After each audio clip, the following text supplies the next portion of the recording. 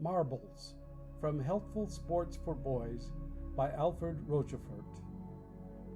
Marbles, where made, terms of the games, different games, how to acquire skill. Each season has its own particular work for the farmer. Alright, you guys gonna backpedal? I'm gonna have you guys backpedal. I'm gonna tell you to turn around. You're gonna sprint for a bit. I'm gonna get you back in stationary position. Alright, then I'm gonna make you guys turn around again. So it's gonna look like this. Here you go. So I'm gonna make you go back. Flip. Stop. Then you're gonna sprint through. Sprint. Be that man. What a guy. That was a good demonstration, my man. Go. Flip. Stop. Go. Oh, I heard going. Go. Flip. Stop. Go. Wait on me. Don't move till I say so. Come on. Oh, come on now. You guys going. Be back now. Come on now. Gotta pay attention to detail. Let's go. Back. Flip. Stop. Go.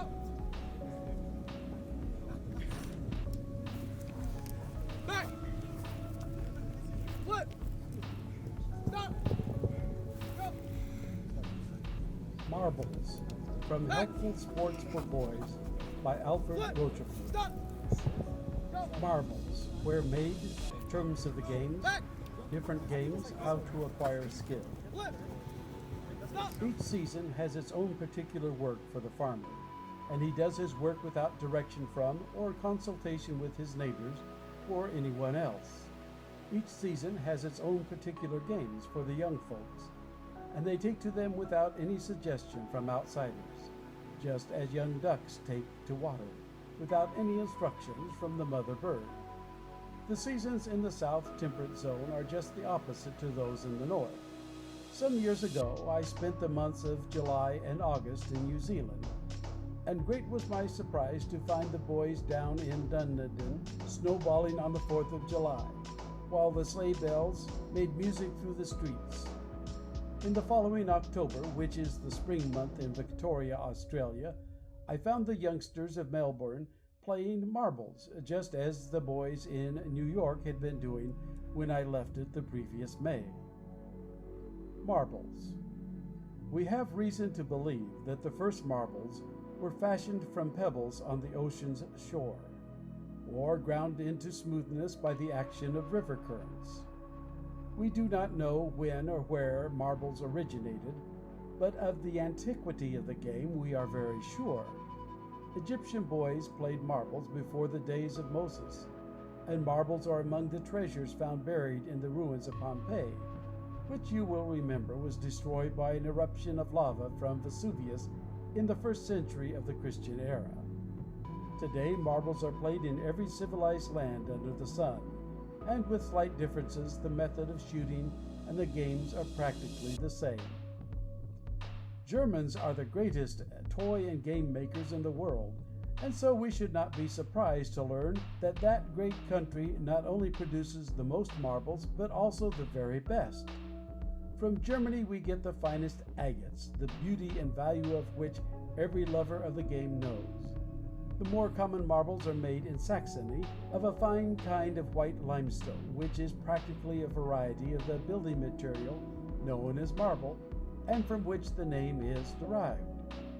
Broken into small pieces, and the irregular bits placed between two grooved grinders, the lower one being stone and the upper wood, power is applied, and after much rotating the spheres are turned out, hundreds at a time, and these are afterwards sorted and polished. Glass marbles, some of which are imitation agates, are cast in molds that close so perfectly that the place where they join cannot be seen in the finished product. China marbles are made from pottery clay, and after being joined are baked, and sometimes they are painted. The small gray, brown, or black marbles, usually called commies, are little balls of clay, baked and glazed. These, being the cheapest, are the most numerous, and are usually the objects of attack, and so change owners the oftenest. Names of marbles and play terms.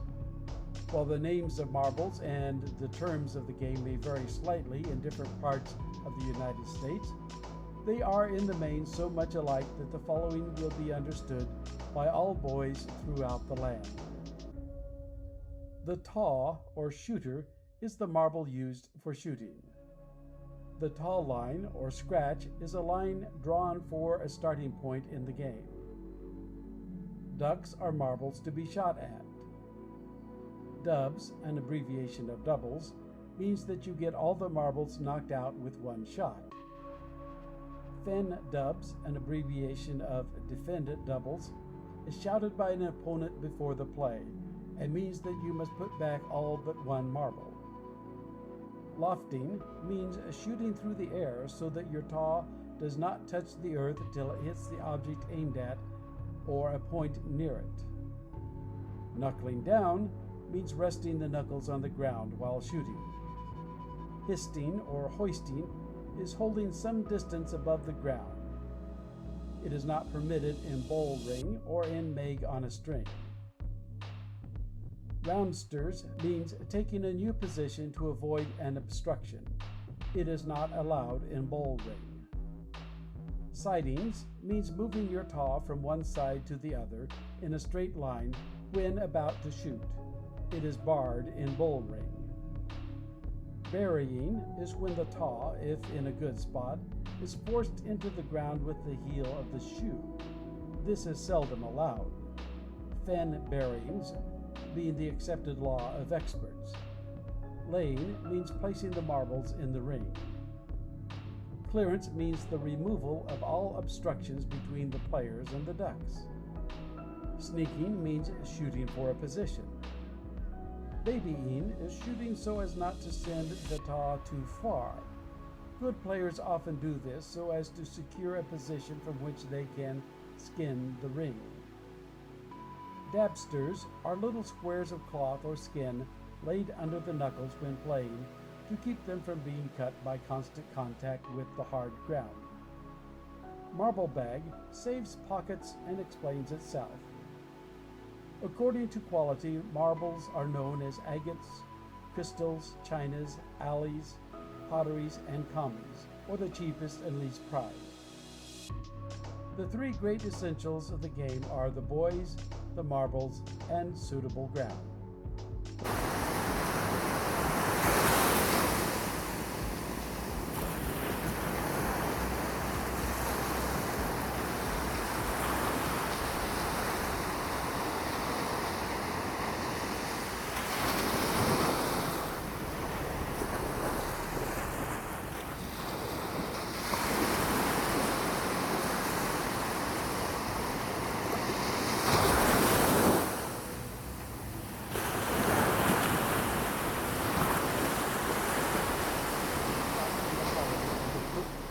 Finger and projected by the thumb. Good shooting is often done in this way, but the most expert shots place the marble on the point of the index finger and project it with the firmer grip of the thumb. This method is more difficult to acquire, but it pays, as does everything that requires practice and effort. A good player, as in billiards, can make his taw carom for position, or he can make it remain stationary, while the marble struck shoots away in a straight line. Some good games. A boy can practice the above, and I would advise him to do so, but it takes at least two boys to make a game, just as it takes two to make a quarrel, and you must never be one of the latter. Just here let me say that the boy who loses his temper, or who has not the manhood to accept defeat in the right spirit, does not make a desirable friend or playmate. For if he cannot conquer himself, he is unfit to contest in the sports of youth or in the business of maturer years. Fat. Fat is one of our oldest and simplest marble games. It is played in this way. Make a ring 18 inches or 2 feet in diameter. Take 10 feet back, draw or scratch a taw line to shoot from. If 4 boys are playing, each places a marble as indicated, or if there are more players, the marbles are placed at equal distances about the ring. The order of the play having been decided on by shooting or rolling towards the taw line, the nearness to which decides the question, number 1 shoots for the ring, and if he knocks out a marble, he shoots again from where his taw rests, and so keeps on until he has missed. Number 2 knuckles down at the taw line and shoots as did number 1. If the first taw is within range, he can shoot at that, and if he hits it, then the number 1 must hand number 2 all the ducks he has knocked from the ring. If number 2 can hit number 1's taw again, the number 1 is killed and must retire from that game. When number 2 misses, the next in order shoots, either at the ring or at the line taw, and so the game proceeds until all the marbles are knocked out or all but the last player are killed. In the second game, the first man killed is the last to shoot, and so they take turns in order of their defeat. This game is the more fascinating for its uncertainty, for often the last player knocks out the taw of one who so far has been getting all the ducks, and he gets credit for his score. Followings can hardly be called a game. It is played by 2 boys, usually when they have more important business on hand. The first boy shoots in the direction both are traveling. The second follows, and whenever one chances to be hit, it counts 1 for the shooter. Knucks. In this game, one boy called Knucks takes a small marble between his knuckles, then places the clenched hand on the ground. The other player knuckles down at the taw line 4 or 5 feet away and shoots. He must not roll at the marble held by the other. Every time the Knucks marble is hit, it counts 1 for the shooter. Each time he misses in the 3 shots, it counts an additional shot for Knucks when it comes his turn. The long ring. About 8 or 9 feet from the taw line, make an elongated ring composed of 2 sections of a circle crossing each other. Draw a circle down the center of the long ring, and on this place the marbles. If there are only 2 players, then each lays a duck at the intersection of the curves. Each additional player adds a duck to the line. Where there are only 2 players, the first is sure to sneak, that is, to roll his taw so that it will rest near one of the marbles in the ring. If number 2 hits number 1 and so kills him, he wins the game. But if there are more than 2 in the game, number 1 is put out. Number 2 has another shot from the place where his taw rests, at the ducks in the ring, and he keeps on till he misses. So the game is kept up till all the ducks are knocked from the ring. If it is agreed in advance, each player may lay more than 1 duck in the ring. In this game, the killed are not dead if there are more than 2 players. They can play when the turn comes, but it must always be from the taw line. The bowl ring. This is one of the oldest and best games. The ring should be from 4 to 10 feet in diameter. The ducks are placed in the form of a cross in the middle of the ring. The number each is to whack up being agreed upon in advance. The order of play is usually decided by knuckling down and rolling for the opposite side of the ring.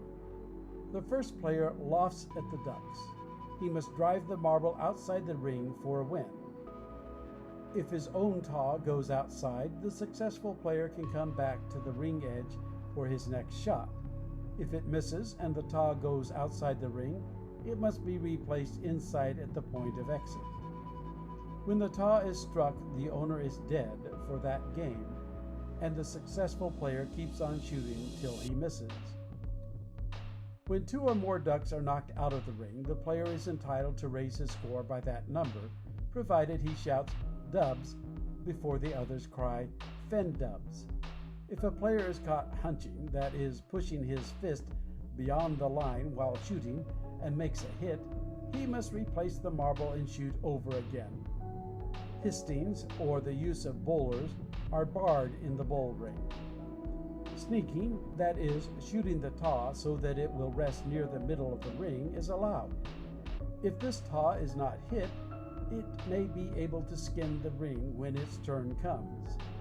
A dead man, when his turn comes, and there are enough ducks remaining to warrant the risk, may re-enter the game by placing in the ring twice as many marbles as were at first required, and an additional duck near the edge of the ring. On this duck he caroms so as to send it out. Then if his taw is in a good place, he may come out ahead. Duck in a hole. Make 3 shallow holes, and about 10 feet away draw the taw line. The holes are 3 feet apart. The object of each player is to shoot his taw so that it will enter and stay in the first hole. If he succeeds, he is allowed to place his thumb on the far edge of the first hole, and using his hand as a pair of dinders, by a twist of the wrist, marks with his longest finger a curved line on the ground. This is called taking a span. From the span line, he shoots at the second hole, and if successful, continues on to the third. If this is won, he takes a span backward for the middle hole. If he reaches the first hole, he repeats it over, but this time he is entitled to 2 spans. The third time, if there is no miss, he can take 3 spans, and if he succeeds, he becomes King Duck and takes 4 spans. If the first player misses and the second player rolls into the first hole, he takes a span and shoots, if it is near, at the first taw. And if he hits, he can place his taw in the second hole, and so on till he misses. When number 1's turn comes, he must shoot from the spot where his taw rests. In this game, the first king has a great advantage because of his 4 spans. Each time a player hits another, he scores 1 point, and the hit loses 1. By the time all have become king ducks, the game is over. Or it may be decided in advance that when one has made 5 or 10 points, the game shall end. Meg in a hole differs from the foregoing game in the fact that there is no taw line. The player shoots from one end at the middle hole. If he succeeds, he is entitled to a span, and he keeps on as before till he becomes a king. Before this, he can take but 1 span in any direction, but as a king, he can take 1 foot measure, his own foot, and a span from the first hole, 2 feet and a span from the second hole, and 3 feet and a span from the third hole. This gives him a great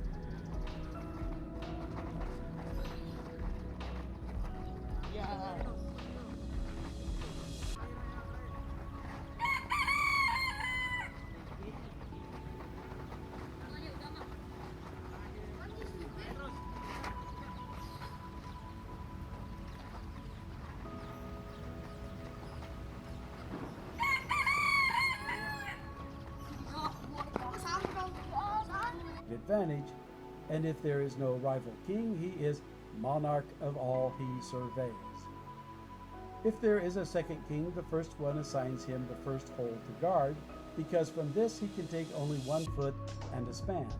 When all become kings, or the points agreed on are won, the game is over. Square ring.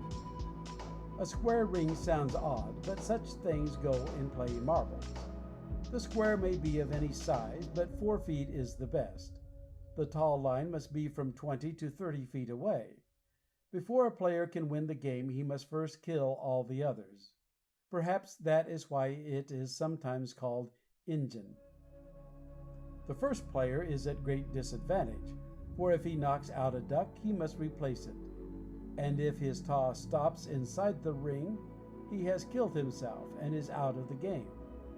The best way is not to knuckle down, but to toss for a good position near the ring.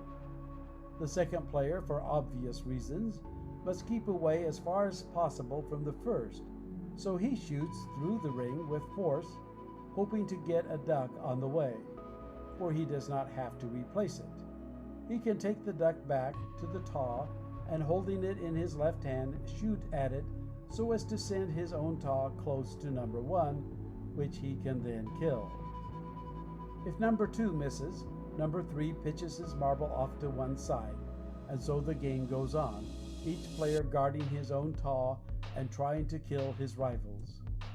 Knocking out ducks gives the privilege just described, after which the duck is replaced. End of Marbles from Healthful Sports for Boys by Alfred Rochefort.